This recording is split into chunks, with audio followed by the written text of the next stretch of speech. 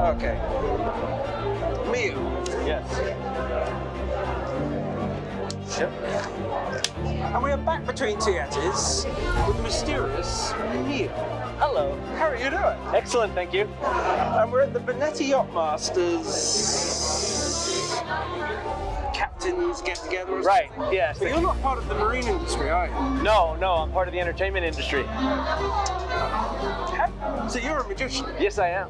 And you no swearing, but a really good, slick.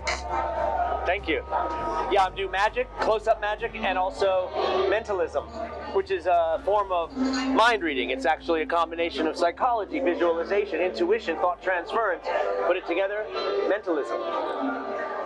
Okay. How have you done this all your life?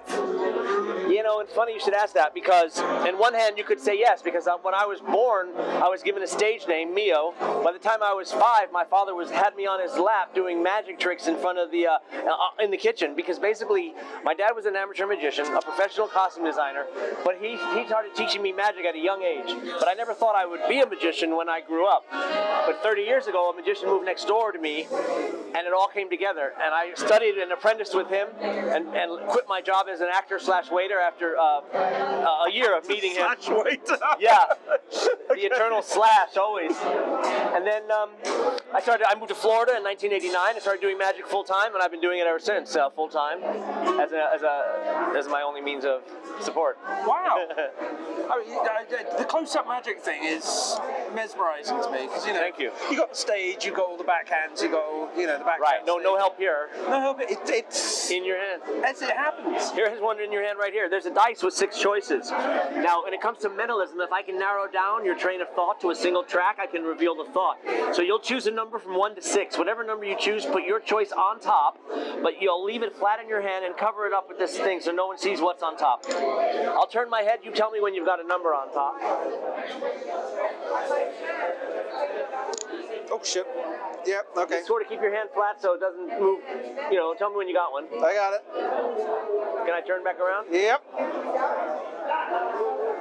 So just think of your number for a moment. Now, I told you when I do this, mentalism, psychology is involved, and the psychology came in the very beginning when I told you 3 times to pick a number from 1 to 6. Put it on top, a number from 1 to 6. By repeating it, it kind of subconsciously eliminated it from your thoughts. So watch me, 2, 3, 4, 5. See, it's one of those. I eliminated the 1 and 6 correctly. Watch me, 2, 3, 4, 5. 2, 3, 4, 5. 3, 4, 5. Yes, 3, 4, 5, 4, 5. Watch me. 4, 5, 4, 5 is your number. 4. Yeah. Yes, it was 4. Indeed. And so that's a little mind reading. That's one example. You got that from you got that immediately. Pretty closely, not immediately, but. Well, no, when you ran through it, I was pretty sure I had it, but I wanted to narrow it down at the end. And when I had, especially as you're on camera. Absolutely, don't want to miss when you're on camera. God knows that. So this is what you do? Yeah, I've been fortunate to make a living at my art for 30 years. I've traveled around the world. I've done magic on cruise ships from Norway, Sweden, Russia, Finland, Amsterdam. I've been to Hawaii. I've been to Alaska. I've been to the Caribbean. I've been to the French Riviera. I've been to Europe. All on cruise ship, all on magic, and sometimes flown directly. And I've been around the country too. I work from California to Florida, as far as New York up to Seattle. I've been doing it for 30 years. I can name some people. I have a huge list of people that I've entertained, but I don't necessarily need to. But do you ever get bored of it? Doing the same thing and again, or do you? What's amazing is not so far, and what helps me, especially on a night like tonight where I was working for 3 hours, going around during the cocktail hour and then later at the tables, well, it's everyone's reaction. It's the energy I get off of them that keeps me going all night and all year and all career. I mean, it's an amazing interaction, and I really do, I guess you could say, feed off the energy that I get from the excitement of everyone that watches what I do, and thank God I'm good because I get that energy, and therefore I can go. If I wasn't, nobody was excited, I wouldn't even have a career. But so people do like what I do. They are interested. Let me see your hands. These are magic hands. They are. So have you got like really strong fingers? They're fairly strong. Strength isn't the key. Neither is speed. It's smoothness. You need to be smooth, not necessarily fast. Sleight of hand isn't about speed. It's smooth. Because if you don't see anything, then it's not there. Not that I do sleight of hand. Mostly I do magic. Yes. And I make a great lengths to show there is no sleight of hand. So there is the magic circle. Right, in England, yes. And here we have the International Brotherhood and the Society of American Magicians. There's two big groups here in America. Okay. And that's where you lock all your secrets up. Pretty much. That's where you can go to learn magic from other magicians. You also have, like, you know, in Blackpool, in England, they have a huge convention. That's like 1,000 magicians come out there and teach each other. Magicians actually are not. You'd be surprised that most of them are very friendly and willing and open to sharing. So what's happening with David Copperfield? Yeah. No, who? Yeah, Copperfield. Oh, he's getting sued. But it's over a guy tripped over something in a dusty corridor because he. Look, here's the thing. If you go to a magic show, you're expected to sit back and enjoy the show. You're not expected to run through the underside of a theater at full speed or at fast speed trying to make it back so that you can make his trick look good. It is not your job. It does not say that on the back of the ticket that you are supposed to be running around in some catacomb under the theater to make in the back to look like you. No. And if he does not have a perfectly clear and safe way for you to get there, it is his fault. But including people in the trick, isn't that kind of like... It's risky, but, you know, he's including like a dozen people that all get shot in the back because they're all sitting on these chairs.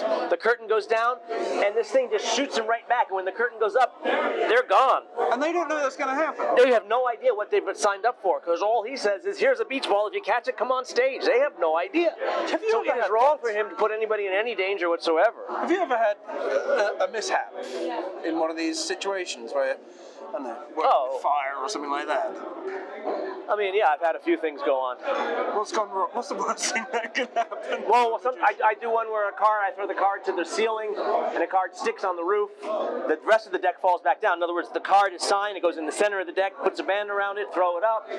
Miraculously, there's a card stuck to the ceiling. It's the signed card. The rest of the deck falls back down. I catch it. Well, one time I missed it, and it hit this lady's soup, just sprayed her with her vegetable soup on a white dress, and that wasn't fun.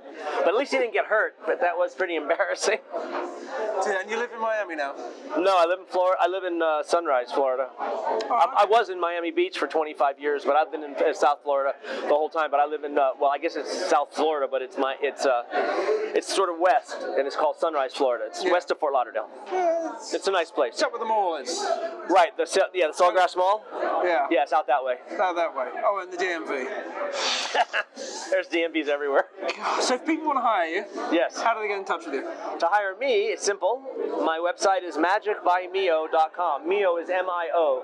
Magicbymio.com. What does Mio stand for? The name Mio comes from a play. Again, my parents were both theater folks. They saw a show one night while my mom was pregnant with me called Winterset by Maxwell Anderson. The lead character is named Mio.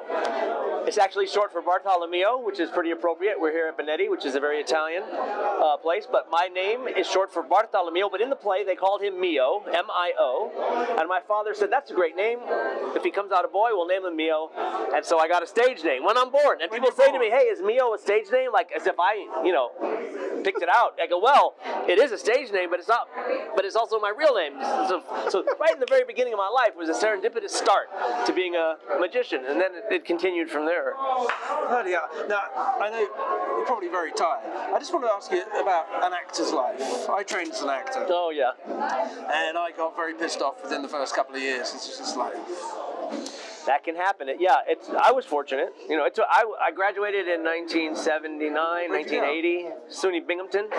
It's called Binghamton University now. Okay. So from 1980 till about 1989, I tried doing magic. I tried doing acting for a living, and I never got my big break, but I came really close. I got 3 callbacks, and it was down to me and Lou Diamond Phillips for the lead role in La Bamba. And he got the part, and I went back to the restaurant. He went to Hollywood, and I'm thinking, damn, that was close. And it was 3 months, and it was 3 weeks later that the magician moved in next door to me, because I'm like, I have to do something. I don't know what I'm going to do now. And then I found out what I was meant to do. But the acting, you were asking me how it is to be an actor? Is that what you were going to say? Awful. Very hard. Yeah. It's demeaning in a way. It's this one day a year that gives you hope that one thing's going to happen. That's right. And then it's great that you've managed to find something that you're very good at. Thank you. And you can, it's not like subsidizing your life, it is actually It is my main income, my main source. Well done. Thank you. Yeah. Yeah, it's hard to make a living at your art. That's what I think life is for. If there's a parting word, is to say, follow your spirit without hesitation. Find what you are good at. Find what makes other people like what you love to do, and it will bring you eventually. It will bring you success. Yeah. That's the best thing. You just got to find what you do best, what you love, and share that. And Blimey. Well, hopefully you'll do more yachting events. yeah, that would be good. Now that we've started this That's right. room of people. Always working for word of mouth. That's my biggest advertiser. Yeah. People see me at one gig, I go to another. Dan Marino, quarterback for the Miami Dolphins, had me at his celebrity golf tournament. His guest was Mario Lemieux, one of the best hockey players ever. He had me fly out to Pittsburgh for his celebrity golf tournament where I met Michael Jordan. So how did I meet Michael Jordan? Well, through Mario Lemieux, through Dan Marino, who happened to see me at a private party. So it's like, and everybody says, oh, hey, and thank goodness. That guy. Yeah, you have him. You need to have him at your party. You should have him. He was great at our party. So then you have my party. Oh, I saw you at his party. Why don't you come to my party? Well, it's a pleasure to meet you, sir. Thank you so much for having me on your show. It's a pleasure. Do you have a card? I do. Fine, George. Magic